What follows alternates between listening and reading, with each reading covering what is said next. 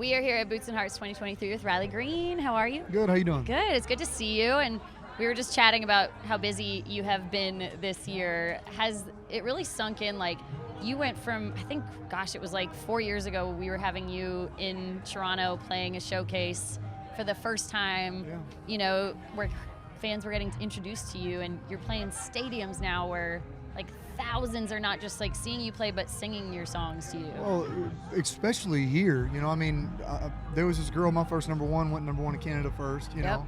And even that first kind of showcase we did up here, it seemed like people kind of knew who I was, which was so surprising to me being from Alabama. It's, you know, a million miles away.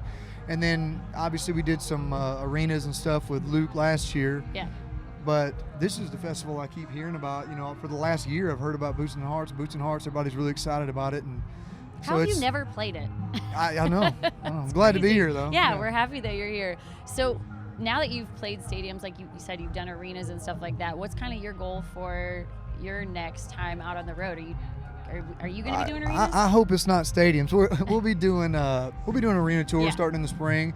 Obviously, we did one a couple of years ago in the Southeast, which is, you know, kind of where I'm based out of, and now we're going to kind of branch out and be all over. But arenas is awesome. It just takes so much, you know, from the outside looking in of Luke Combs' tour doing stadiums. It takes so much to put that concert on. No kidding. You know, so I don't know if I want that kind of stress it's or to have that many employees. I'd rather keep it. I think arenas is plenty. It's plenty for me right now. No kidding. And I feel like when you first started releasing music to now, the landscape has changed so much. Is it interesting and more fun for you now that where you get to like really tease music before you put it out? Do you enjoy that? I think it's just gotten to where the label doesn't get as mad when I do it. I've kind of always done it. Yeah. You know, that was how when I started, before I had a record deal, I would just write songs and I'd record myself playing them, and if fans liked them, they'd sing them at my shows. And I hate to get away from that model because it's really letting the fans decide what songs are worth listening to, I guess. So we're still doing that, and you know, fortunately now I think that's a little more valuable than ever because you've got so many avenues for fans to get music. Yeah. And it's like I said, it's always kind of worked for me, so I think I'll keep trucking with that. Cool. All right, you said the word model. We have to talk about it.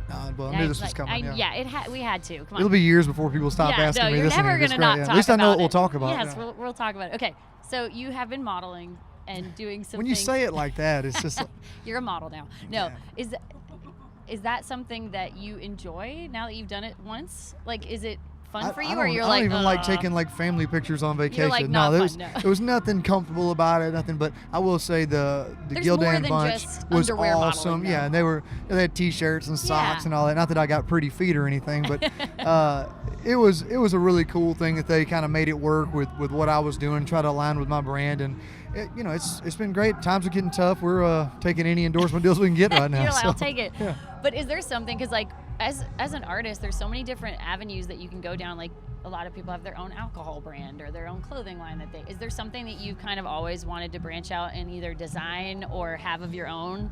Yeah, it wasn't underwear. I'll say that. I mean, obviously I've done a lot on the bucket list in the hunting world, you know, and I've done a lot with brands and you know, bow companies and things like that. So I think of, you know, Riley Green's signature series, anything in the hunting world would be pretty cool to me. So maybe that's something to shoot for. I think anybody listening in the hunting world would probably be like, we'll make that happen. Well, let's go. Just call me. Yeah, just let them know. So are you in Nashville? Like, is that where a you're little living? bit. I've got a place there. My farm is in Northeast Alabama, and it's only about 3 hours, so I go home quite a bit. Okay, cool. Why is it so important to have that place of like solace and getting to go out there away from the busyness of Nashville? I really didn't realize how important it was until about the last 2 or 3 years, and just getting caught up in, there's so many opportunities in Nashville and so many great writers and talented people that can really help you in your career. But at the same time, I think what works for me and a lot of artists is having something that's, for lack of a better term, original and you and a little different. And I think where I wrote from back home and the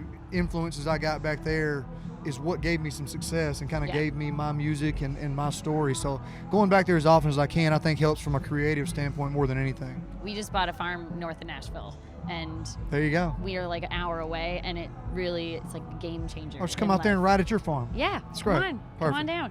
What do you have a favorite spot on the farm that because I feel like I have one on ours. Is there a spot that you're like, as soon as you get home, you're going there? Yeah, I've got a spot up above my barn that I'm living in, and you can see 3 or 4 counties from right there. Cool. That part of Alabama still got some mountains, and it gets real flat when you get about an hour south of there. So it's a really pretty place and kind of unique. People don't know that part of the state exists. So Cool. I spent a lot of time up there.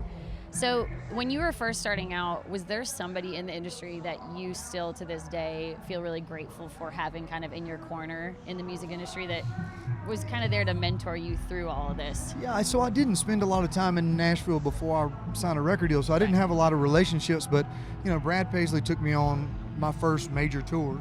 And I remember I wrote I Wish Grandpa's Never Died during that tour. I had another single at country radio, and I walked into my band, was in the green room, and they were listening to somebody play it, and it was Brad Paisley. He put a video of him singing it on YouTube, and it wasn't even a hit or anything. And guys like that, I mean, Luke Bryan, you can't be around those guys without learning something. They've done it for decades, and they still put on the same show and have the same energy every night. And it's to get past the monotonous of playing the same show. We have to play the same show. Yeah. But the fans might be seeing it for the first time. And so I learned a lot from them just watching how they put a show on and how they entertain the crowd. Cool, I love that. Now, since you tease a lot of stuff on social media, and I feel like we can maybe get away with that, is there anything that is coming up soon that maybe you're going to tease soon that you could tell us? There is. I've got I guess you call it my sophomore album coming out on October the 13th. Nice. It's called This Ain't My Last Rodeo. Okay. And it's going to have some brand new songs on it, maybe some stuff that I'll tease a little bit between now and then. So all right, cool. Really excited about that. We just have got it done, and always want to put out new music, especially when people are kind of wanting to hear it. Yeah, and when you're on the road that much, I feel like it probably lights a fire in you to want to have something new the next time you get back out. It does. You always want to try to write and be a better writer and come up with something that makes somebody feel a certain way, and that's always my goal. And when you're playing shows and people are coming out, you kind of want to give back to them in some way. For sure. All right, last thing before we go, is there somebody, because you have toured so much lately and I feel like you're out on the road constantly seeing other artists play, is there someone out there that has really kind of blown your mind that you're now a big fan of? Yeah, I mean, there's a ton of new artists that are doing great, and it's crazy because the way things are now, they kind of pop up every day. But I can't get over how great Jelly's done in the last few months, and it seems like everything I see about him is people just admiring his story, and I love how honest he is, and I think fans really appreciate how appreciative he is of everything he's gotten. And I don't know how you can't be that way, but he really does a great job of it. Sure, and being just like unapologetically himself. Yeah, there's no question. Admirable. Yeah, he's him. Yeah, for sure. All right, well, definitely follow this guy on socials because you're going to be teasing more new stuff soon, right? I think so. All right, well, we're going to go check out your performance on the main stage at Boots and Hearts. Riley Green on Pure Country.